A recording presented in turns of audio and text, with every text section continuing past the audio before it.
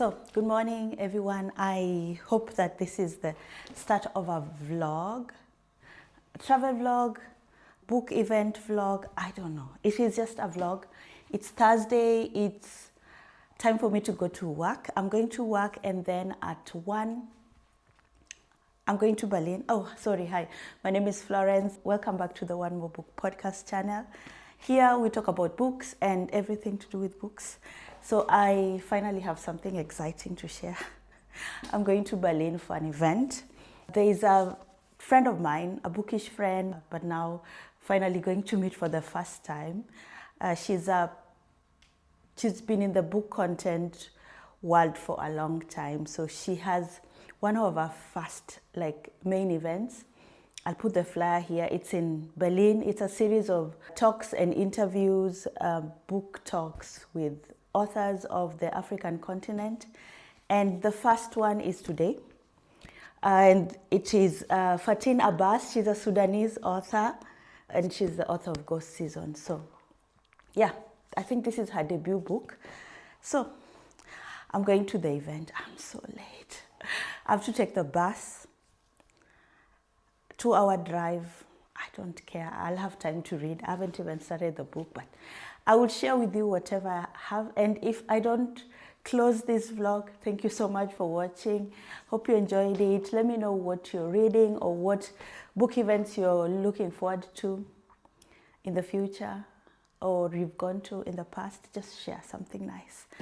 And thank you for watching. Subscribe, like, comment, and see you later. Bye.